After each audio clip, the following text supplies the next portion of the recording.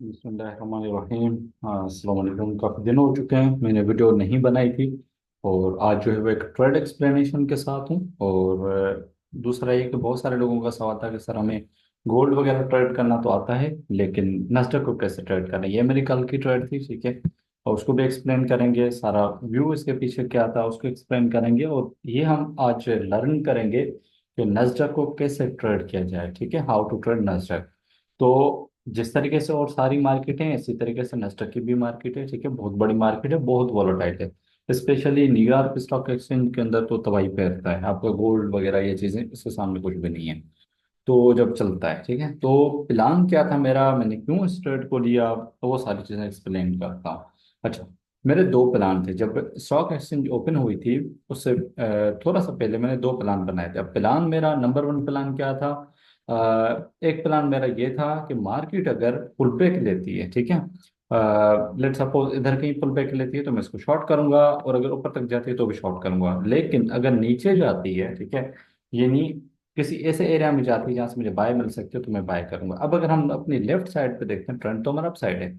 तो इसमें हमें नजर आ रहे थे दो एरियाज, ठीक है। आप इसको सपोज रेजिस्टेंस भी मार्क कर सकते हैं। अगर यहाँ पे मार्क करेंगे तो आपकी सपोज रेजिस्टेंस हो जाएगी।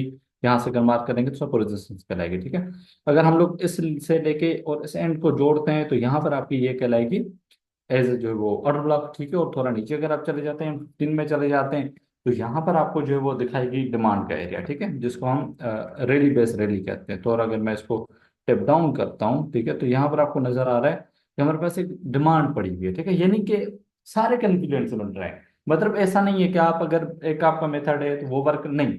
यहाँ पर सब मेथड वर्क करते हैं, क्योंकि मार्केटिंग जितनी भी है वो सभी को रिस्पॉन्स देती है। अब आप लोगों ने देखा कि यहाँ पर सपोर्ट भी थी। एज अ प्राइस एक्शन आप लेना चाहते हैं तो ले सकते हैं। आप एज एसएमसी ट्रेडर लेना चाहते हैं, आईसीटी ट्रेडर लेना चाहते हैं, वट एवर, सभी के हिसाब से ये वर्क करने वाली चीज है, ठीक है। अब जब ये हो गया, मार्केट ने अगेन जो है वो फेकआउट कर लिया और नीचे सस्टेनिंग कर पाया, मुझे ये था कि यार मार्केट बाय जा सकती है, ठीक है। अब वेट मुझे ये था कि M30 के बेस पे जो है वो इसको बाय किया जाए, ठीक है। वन से M30 आपका जो है वो प्रिंट हुआ। अब ये जाहिर है इनिशियल इंफॉर्मेशन थी। अब अगर इसका हाई ब्रेक होगा तो हम बाय करेंगे ना एज प्राइस एक्शन।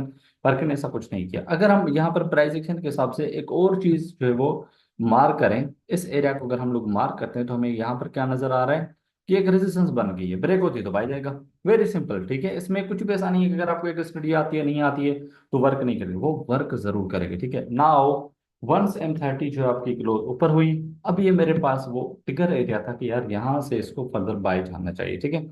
एलटीएफ में आ जाते हैं। अच्छा हाँ, बुकमैप की कंफर्मेशन क्या थी इसके अंदर वो भी दिखा देता हूँ। पहले हमारे टीपीस नीचे हिट हो चुके थे, ठीक है। उस टाइम हमें दो टीपीस नजर आ रहे थे, एक टीपी ये नजर आ रहा था, एक ये आ रहा था। लंबा टारगेट ये था, छोटा टारगेट ये था, तो मैं छोटे पे एग्जिट मैंने लेना बेहतर समझा। लेकिन ये कंफर्मेशन थी कि यार मार्केट ऊपर जा सकती है, ठीक है।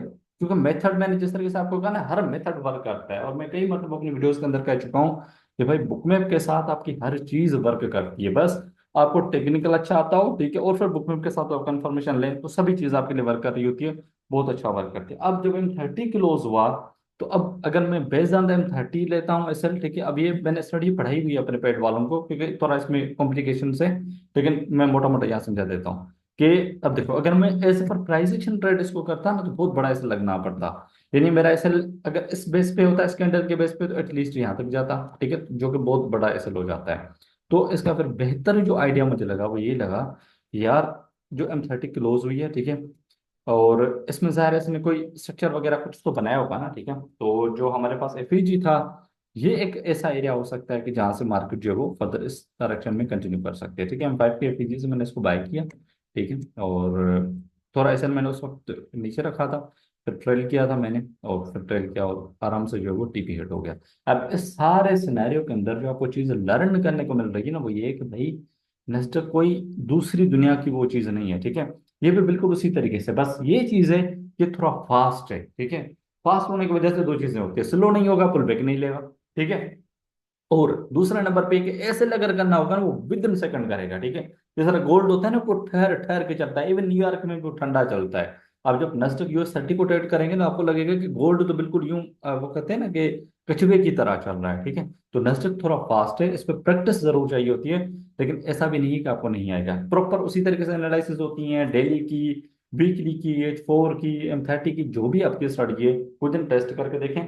इसको अगर आपने ट्रेड करना है ना तो शाम को 6:30 बजे के बाद करना है, ठीक है। 6:30 से 7 बजे ये तो बिल्कुल ना करें, क्योंकि इसमें मैनिपुलेशन बहुत ज्यादा होती है, ये इसका पीक होता है, ठीक है। 7 बजे के बाद मार्केट थोड़ी ठंडी हो जाती है, आपको ट्रेड्स देना शुरू करती है।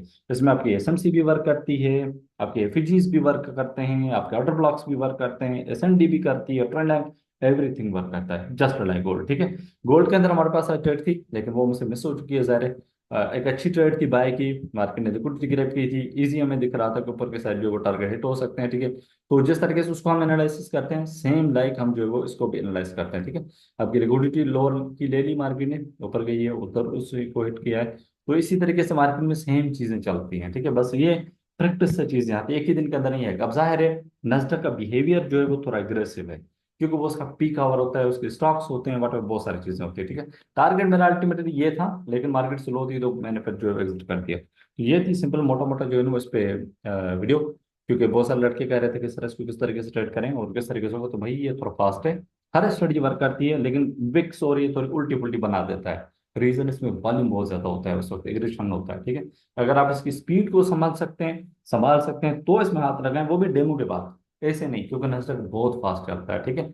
और इस वक्त फिलहाल कोई मेरी बेच वगैरह नहीं चल रही है, बस वही है जो लड़के चल रहे हैं क्लास में, जो कोर्स मैंने रिकॉर्ड करके रख दिया है। अब मैं इस साल तो कोई नहीं करवा रहा हूँ, लेकिन हाँ अगर कोई आ जाता है तो रिकॉर्डिंग उसको मिल जाएंगी।